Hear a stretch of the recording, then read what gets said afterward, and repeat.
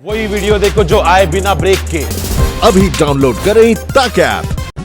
आप देख रहे हैं आज तक, मैं हूं आपके साथ नवजोत रंधावा और इस वक्त की सबसे बड़ी खबर कानपुर से, जहां पर एक हिस्ट्री शीटर को पकड़ने गई पुलिस टीम पर बदमाशों ने घेर कर गोलियां बरसा दी और इसमें एक थाना इंचार्ज समेत 8 पुलिसकर्मी शहीद हो गए हैं। हमले में 12 पुलिसकर्मी घायल हुए हैं।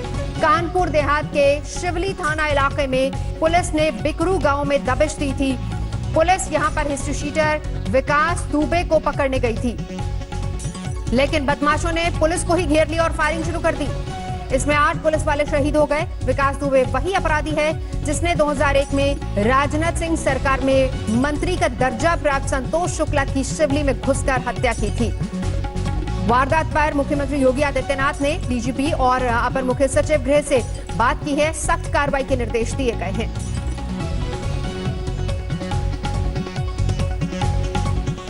चौबेपुर थाना क्षेत्र के बिकरू गांव में दबिश के लिए गई हुई थी, जहां पर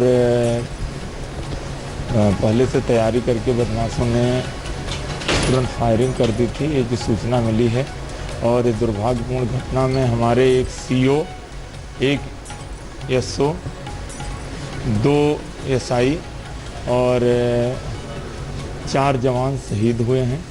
107 का मुकदमा विकास दुबे नाम के हिस्ट्री शीटर के खिलाफ वहाँ के राहुल नाम के व्यक्ति ने कहा कि उसको जान से मारने की नीयत से फायर किया है हिस्ट्री शीटर ने। इसी सूचना पर सीओ बिल्लोर देवेंद्र मिश्रा और एसओ चौबेपुर और एसओ शिवराजपुर और एसओ बिटोर 3 थानाध्यक्ष के साथ भारी फोर्स जो है इनको अरेस्ट करने हैं तो थाना चौबेपुर के जो बिकरी गांव में पहुंची थी। जैसे पहुंचा पहले से ये लोग गाट लगा के एम्बुश लगा के बैठे हुए थे, जो कि पुलिस ने कि एम्बुश लगा के तरीके से मतलब इन्होंने पूरी तरह से प्लान करके तीनों ओर से गोली चलाई पुलिस पे।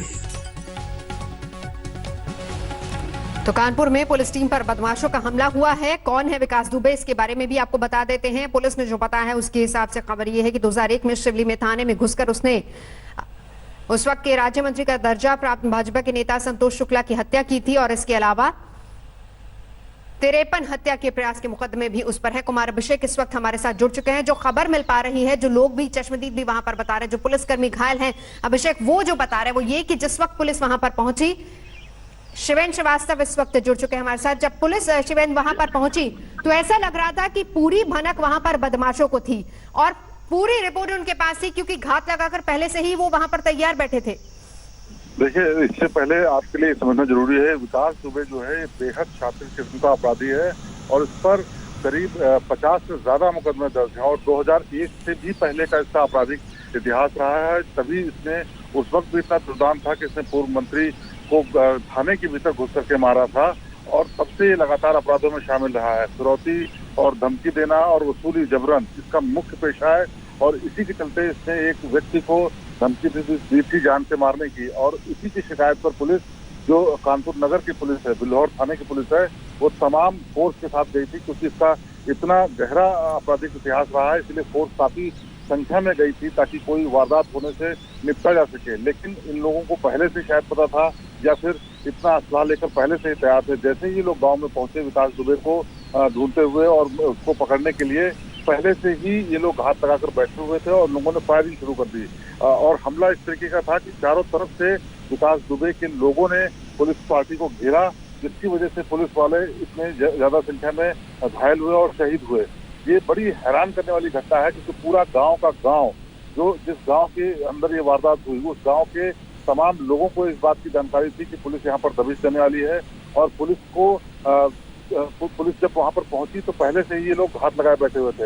हालांकि पुलिस ने भी जवाबी कार्रवाई की कोशिश की, लेकिन अंधेरा भी था और पुलिस को इस बात का अंदेशा नहीं था कि इतनी भारी संख्या में लोग हो सकते हैं हाथ लगाए हुए, इसीलिए ये घटना हुई और मौके पर तमाम लोग मारे गए। इसमें सीनियर पुलिस अधिकारी भी मारे गए हैं और उसके अलावा सिपाही और कांस्टेबल, हेड कांस्टेबल भी, उन्होंने भी जान गंवाई है और कई लोग किसी तरीके से अंधेरा का फायदा उठा करके निकले हैं वहां से, तभी उनकी जान बची है, वरना ये घटना और ज्यादा बड़ी हो सकती थी। फिलहाल इस पूरी घटना को लेकर के मुख्यमंत्री योगी आदित्यनाथ ने बेहद नाराजगी जताई है। डीजीपी एके सोम और जितने भी आला पुलिस अधिकारी हैं वो लगातार कानपुर पुलिस के संपर्क में हैं।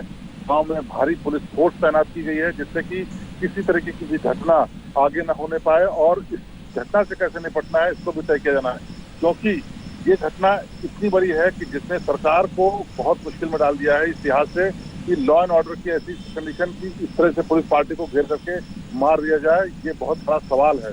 और ऐसे में जब पुलिस इतने जघन्य दुर्दांत अपराधी को पकड़ने के लिए गई थी और पूरी तैयारी के साथ गई थी, फिर भी इस तरह घटना हो गई तो कहीं ना कहीं बहुत बड़ी चिंता की बात है। इसलिए मुख्यमंत्री योगी आदित्यनाथ ने शिवेन, कहा है जानकारी आप और जुटाइए, हम लौटेंगे आपके पास। इस वक्त हमारे साथ उत्तर प्रदेश के पूर्व डीजीपी विक्रम सिंह हमारे साथ जुड़ चुके हैं। विक्रम सिंह जी, स्वागत है आपका आज तक पर। लेकिन बहुत ही ये जो घटना हुई है इसको लेकर सवाल तमाम उठते हैं, क्योंकि एक तरफ तो सरकार कहती है कि हमने तमाम हिस्ट्री शीटर्स बदमाशों को सलाखों के पीछे डाल दिया, अपराध को खत्म करने की कोशिश हो रही है, लेकिन इस बीच इस तरह का एक बड़ा अपराध जहां पर अपराधियों को जानकारी पहले से होती है कि पुलिस वहां पर आ रही है।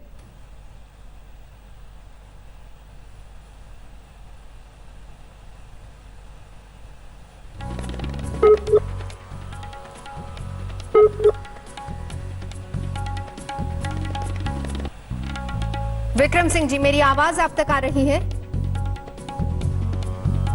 तो चलिए, 3 तस्वीरें, एक तस्वीर वो आपको दिखा रहे हैं लगातार जहां पर मुठभेड़ हुई है, और दूसरी तस्वीर ये वही मास्टरमाइंड है विकास दुबे जिसको पकड़ने के लिए पुलिस गई थी। 8 पुलिसकर्मी शहीद हुए हैं, एसओ, सीओ, 2 एसआई, 4 जवान जो कि इसमें शहीद हो गए हैं।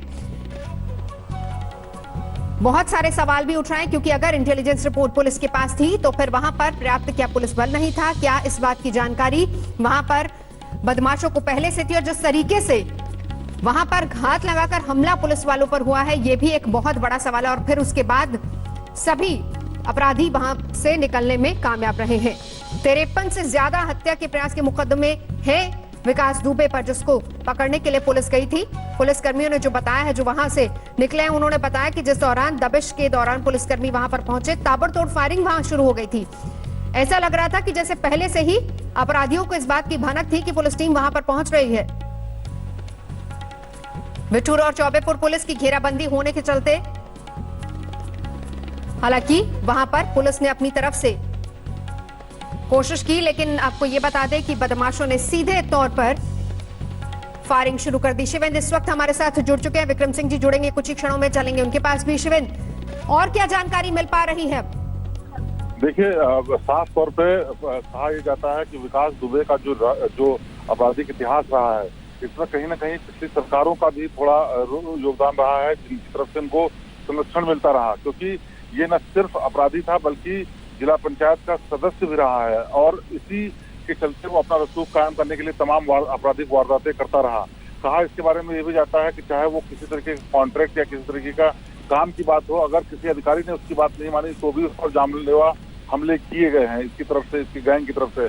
तो इसी का नतीजा है कि 53 से ज्यादा मुकदमे इस पर दर्ज हैं, और बहुत से ऐसे मामले हैं जिसमें अज्ञात के तौर पर भी इस पर शक है कि ये केस में शामिल रहा है। लेकिन इस तरह का जघन्य अपराध करना, जिस तरह की वारदात, दुस्साहसिक वारदात करना बेहद हैरान करने वाली है, क्योंकि एक तरफ सरकार ने बहुत साफ तौर पर पुलिस के आला अधिकारियों से कह रखा है कि अगर कोई आपराधिक गतिविधि में ज्यादा शामिल हो तो उसको कड़ी से कड़ी कार्रवाई की जाए, और इसी का नतीजा है कि यूपी में एनकाउंटर्स को लेकर के एक खौफ बैठ गया था अपराधियों के बीच में कि अगर कोई बड़ी आपराधिक वारदात करेंगे तो उनका एनकाउंटर भी हो सकता है, और इसको लेकर के बहुत चर्चा भी रही है। लेकिन ऐसे में पुलिस वालों को इतनी बड़ी संख्या में मार देना इतना बड़ा सवाल है कि आखिरकार क्या अपराधी फिर से बेलगाम हो गए हैं, या फिर ये घटना इसके पीछे कोई बड़ी साजिश है? क्योंकि जिस तरह से पुलिस पूरी मुस्तैदी के साथ तैयारी करके गई थी, बावजूद इसके विकास दुबे और उसके लोगों ने घेराबंदी करके जो हमला किया है वो बहुत हैरान करने वाला है।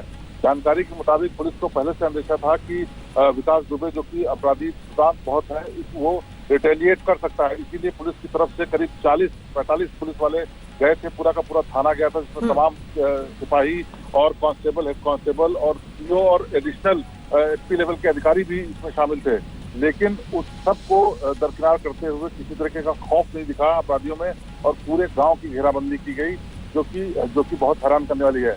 फिलहाल पुलिस ने इस पूरे मामले में जांच शुरू कर दी है, और मुख्यमंत्री की नाराजगी के बाद जितने भी आला अधिकारी हैं सूबे के, डीजीपी, एसीएस होम और इसके अलावा तमाम जो आईजी रेंज हैं इस इलाके के, उन सब ने सीधे इस पूरे मौके वारदात पर पहुंच करके स्थिति का जायजा लेने के साथ साथ पुलिस वालों के संपर्क में है। लेकिन ये घटना चूंकि हो चुकी है, इसमें 14-15 पुलिस वाले अभी तक घायल हैं, जिनकी कुछ एक की जान अभी भी खतरे में है। तो ये संख्या और भी बढ़ सकती है, इस बात की भी आशंका है। ऐसे में पुलिस को किस तरह का मैसेज अब देना है, ये भी बहुत महत्वपूर्ण हो जाता है, क्योंकि एक बारगी ये माना जा रहा था कि पिछले 2-3 साल में योगी आदित्यनाथ की सरकार ने जिस तरह का संदेश अपराधियों को देने की कोशिश की है, शायद अपराधी उससे डरे हैं। लेकिन इस तरह की घटना हो जाना अपने आप में पूरे लॉ एंड ऑर्डर पर बहुत बड़ा सवाल है कि आखिरकार किस परिस्थितियों में इस तरह की घटना हो गई और इस तरह से पुलिस पार्टी पर हमला किया गया। हाल के इतिहास में यूपी में ऐसी वारदात नहीं हुई कि जिसमें इतनी बड़ी संख्या में पुलिस वाले मारे गए हों, और वो भी किसी एक ऐसे अपराधी के द्वारा जो कि इतना नोन नहीं हो। विकास दुबे का नाम इतना चर्चित नहीं है, हालांकि उस पर मुकदमे बहुत ज्यादा हैं, लेकिन विकास दुबे जो 2001 में घटना की थी जिसमें दर्जा प्राप्त मंत्री को थाने में घुसकर मारा था, उसके बाद वो एकदम गायब हो गया था और मुकदमा खत्म करने की कोशिश कर रहा था। बाद में वो तमाम तरीके के बिजनेसेस में जुड़ गया, जिसमें आपराधिक गतिविधि वाले लोग भी शामिल थे। इसका नेटवर्क कई और राज्यों में भी है, लेकिन वो चोरी छुपे ही वारदात कर रहा था, सामने आकर के हाईलाइटेड नहीं था। और ऐसे में इस तरह की घटना को अंजाम देने के लिए उसने प्लान किया, लोगों को जुटाया और इतना बड़ा असला बारूद पूरे गांव में इकट्ठा था कि पुलिस पार्टी पर इस तरह से हमला किया उसके, वो बेहद हैरान करने वाला है। और एक और बड़ा सवाल यहाँ पर शिवेन, जो बहुत हैरान करती है बात, क्योंकि पुलिस के पास इंटेलिजेंस की कमी थी, मुखबिरों ने क्या सही तरीके से जानकारी नहीं दी, और इसके बाद ऐसा भी लगता है कि मानो पूरा गांव एक तरीके से वहां पर उसका साथ, उसका समर्थन कर रहा था। देखिए, विकास दुबे का उस इलाके में अच्छा खासा दबदबा है और पुलिस के पास जानकारी पूरी थी कि इस इलाके में है वो, और वहीं पर ज्यादातर रहता था, क्योंकि बहुत सारे कॉन्ट्रैक्ट के काम में वो शामिल रहता है, चाहे वो कंस्ट्रक्शन का काम हो या फिर डेवलपमेंट वर्क का काम हो, उन सारे कामों में उसका रोल रहता था। इसलिए लिहाजा वो आसपास के इलाके में ही मौजूदगी रहती थी। पुलिस के पास पूरी जानकारी इस बात की थी कि वो वहाँ पर मौजूद है, इसलिए दबिश देने गई थी। पुलिस को आशंका इस बात की भी थी कि उसके पास असला हो सकता है और वो रिटेलिएट कर सकता है। लेकिन ये बड़ी हैरानी की बात है कि पुलिस को इस बात का अंदेशा नहीं मिला कि इतनी भारी संख्या में और इतने ज्यादा लोगों के साथ मौजूद है, इतनी तैयारी के साथ मौजूद है। और उससे भी बड़ी बात यह है कि बिकरू जैसे गांव में जहां पर रहता है, जहां पर ये वारदात हुई है, वहां पर इतनी भारी संख्या में ये हथियार रखना और इकट्ठे करना, ये लिहाज से हो रहा था। क्योंकि शिवेन, मैं रोकना चाहूंगी आपको। इस वक्त उत्तर प्रदेश के पूर्व डीजीपी विक्रम सिंह जी हमारे साथ जुड़ चुके हैं और इस बीच 4 तस्वीरें आपकी टीवी स्क्रीन पर भी। विक्रम सिंह जी, सबसे बड़ा और सबसे अहम सवाल यही है कि क्या तैयारी पुलिस की नहीं थी, क्योंकि बदमाशों ने तो पूरा दबिश लगाकर पुलिस वालों पर हमला किया है। जाहिर है कि ये बहुत ही शातिर दिमाग का अपराधी था, जेसीबी मशीन के साथ साथ मोर्चे बना करके इस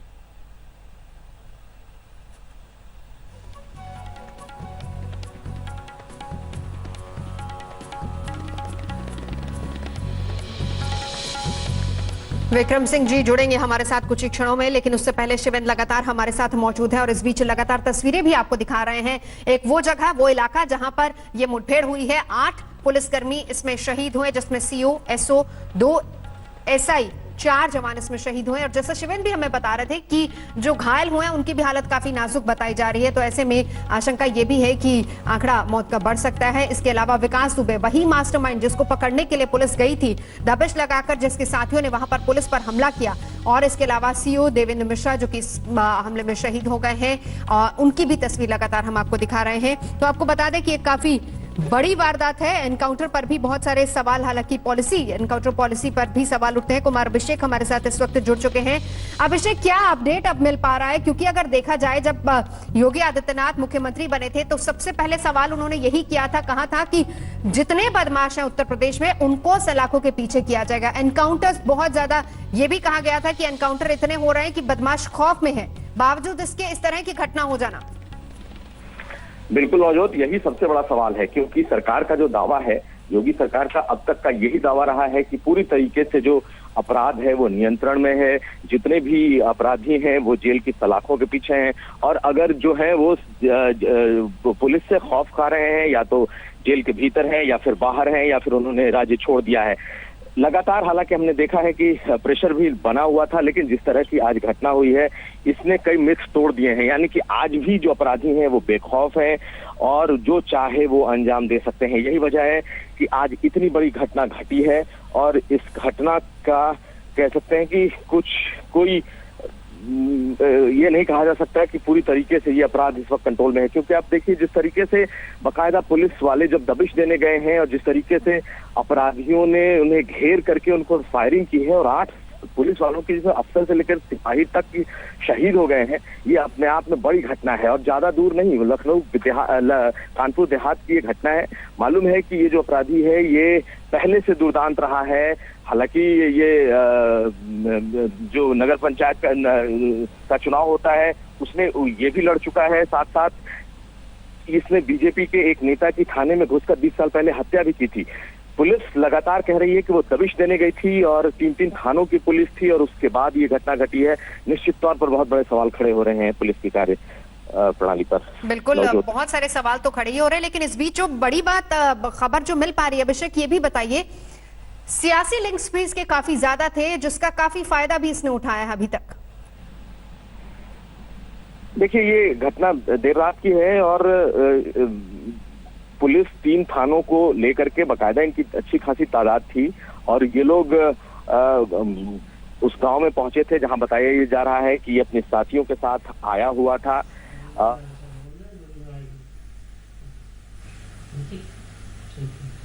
सर, ये जो आज कानपुर में इंसिडेंट हुआ, ये क्या वजह रही और कितने हमारे जो पुलिस पर्सनल्स हैं वो शहीद हुए इस घटना? देखिए, एक बहुत शातिर अपराधी है जिसका नाम है विकास दुबे। इसके अगेंस्ट 60 केसेस करीब करीब दर्ज हैं। ये हिस्ट्री शीटर भी है। इसके विरुद्ध एक केस दर्ज हुआ था 307 का, एक व्यक्ति ने इसके खिलाफ दर्ज कराया था करीब 24 घंटे पहले। तो पुलिस पार्टी एक ऑपरेशन करने गई थी, क्योंकि ये बहुत शातिर अपराधी है और ये बराबर इस तरह का काम कर रहा था, तो उसको रेड करके पकड़ने के लिए हमारी पार्टी गई थी वहाँ पर। और इन लोगों ने वहाँ पर जेसीबी लगा दिया अपने गांव में जहाँ पे पार्टी जा रही थी, जिस कारण गाड़ी वगैरह ऑब्स्ट्रक्ट हुई हमारी। और जब फोर्स उतरा तब इन्होंने फायरिंग की और हम लोगों ने उसमें जवाबी फायरिंग भी की, लेकिन चूँकि ये हाइट पर खड़े हुए थे लोग शायद अंधेरे में, तो इस वजह से जवाबी फायरिंग में इनके हमारे आदमियों पे गोलियां लगी हैं, जिसमें 8 आदमी शहीद हुए हैं, जिसमें हमारे लोकल सीओ साहब भी हैं और उनके साथ 3 सब इंस्पेक्टर्स और अन्य 4 कांस्टेबल्स हैं जिनको वीरगति प्राप्त हुई। और इसके अलावा करीब 7 आदमी हमारे घायल भी हुए हैं और वो ऑपरेशन अभी भी जारी हैं, क्योंकि ये लोग भाग गए हैं अंधेरे का फ़ायदा उठा करके। और हमारे आईजी, एडीजी और यहाँ से हमने एडीजी लॉ एंड ऑर्डर को भी वहाँ भेजा है इन ऑपरेशंस को सुपरवाइज करने के लिए।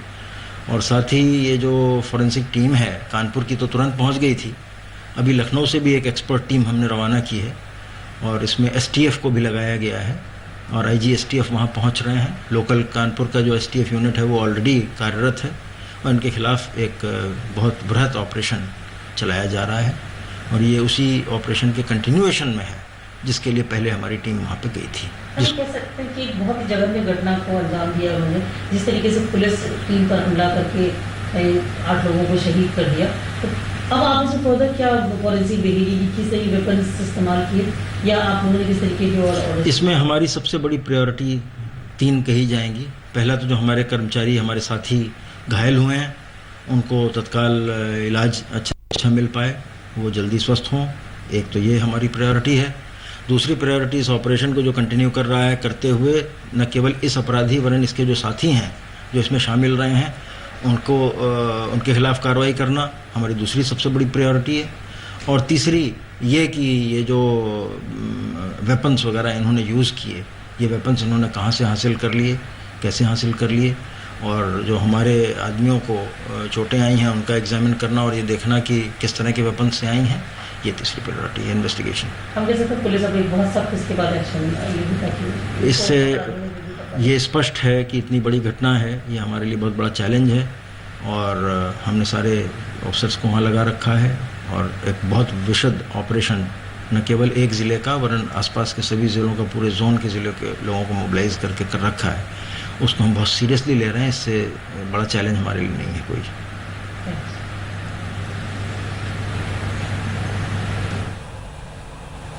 तो डीजीपी उत्तर प्रदेश जो बता रहे थे कि कितना बड़ा चैलेंज है अब सरकार के लिए, सरकार के सामने बड़ी चुनौती है और इसी से निपटने के लिए अब आगे पूरी तरह से तैयारी पूरा पुलिस अमला कर भी रहा है। उन्होंने बताया कि किस तरीके से ये पूरी घटना हुई है। पुलिस जब वहां पर गई थी, 3 थानों की पुलिस वहां पर गई थी, पहले से जेसीबी लगाकर रास्ता रोका गया और फिर जैसे ही पुलिसकर्मी नीचे उतरे तो तुरंत उन पर फायरिंग शुरू कर दी गई। नमस्कार, मैं हूं अंजना ओम कश्यप। हमें उम्मीद है ये वीडियो आपको पसंद आया होगा। लेटेस्ट खबरों के लिए यूं ही देखते रहिए आज तक और इस वीडियो के पसंद आने पर लाइक, शेयर एंड सब्सक्राइब करना ना भूलें।